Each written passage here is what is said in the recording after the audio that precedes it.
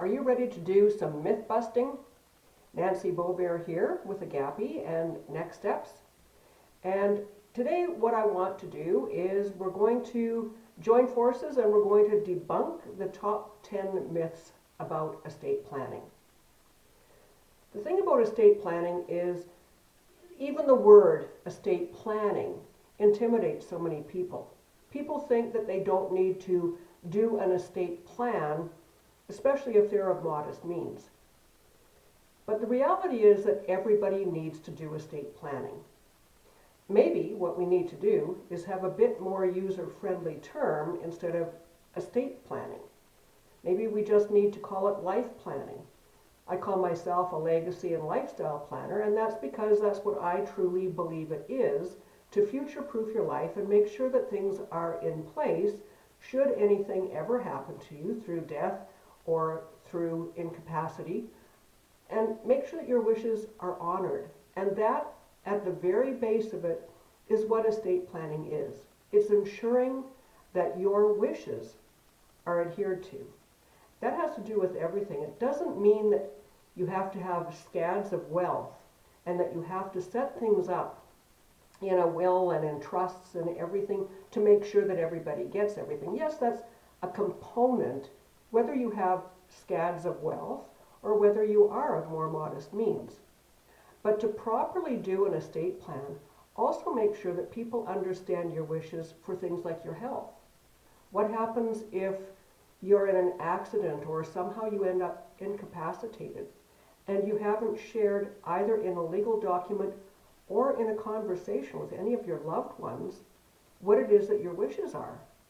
Maybe you don't want any heroic measures taken, but if you haven't got that written down somewhere, they're going to do everything that they can. The medical profession is obligated to do everything that they can to sustain your life.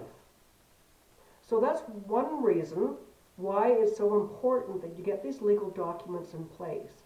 That also, by having the legal documents in place, that also removes some of the guilt that the person who you name on your medical directive may feel if they do have to make some of those hard decisions about when to withhold treatment for you.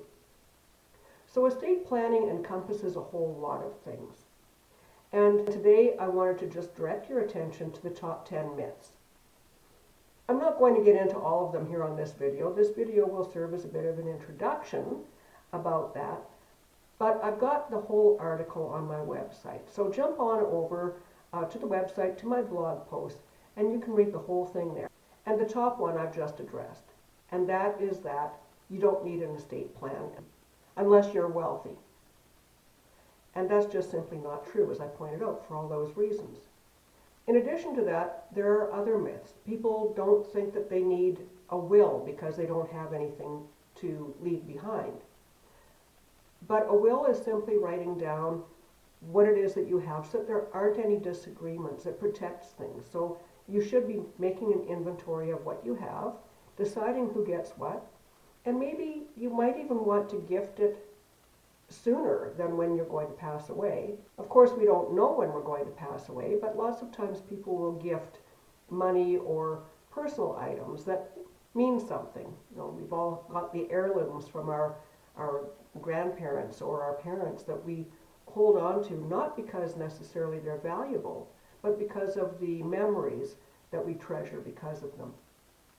There's also the issue of how to allocate any wealth that you do have, and depending on how much wealth you have, there are a lot of different tools.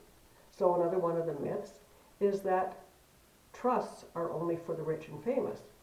Well, that's not true either. Trusts are becoming more and more common, and they're becoming less and less expensive.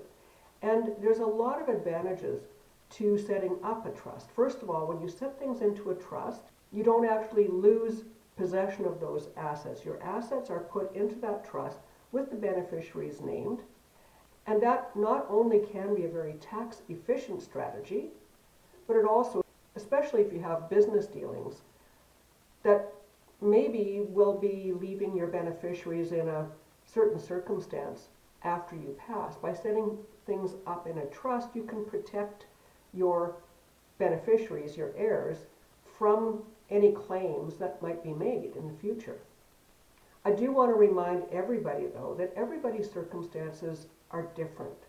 That's one of the problems with the online kits.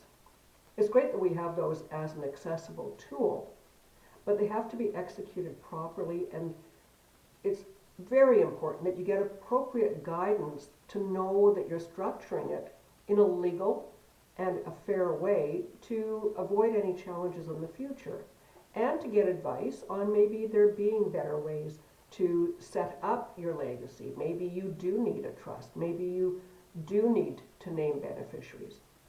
I'm going to leave that there for now. Again, hop on over to my website, take a look at the full list of the top 10 myths about estate planning. And I'll remind you that I am a certified executor advisor.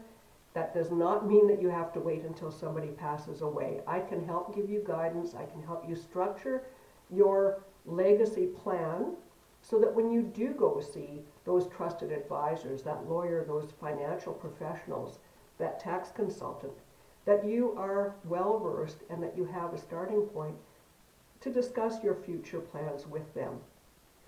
So thanks very much for joining me. I look forward to sharing more with you again next week. Bye for now.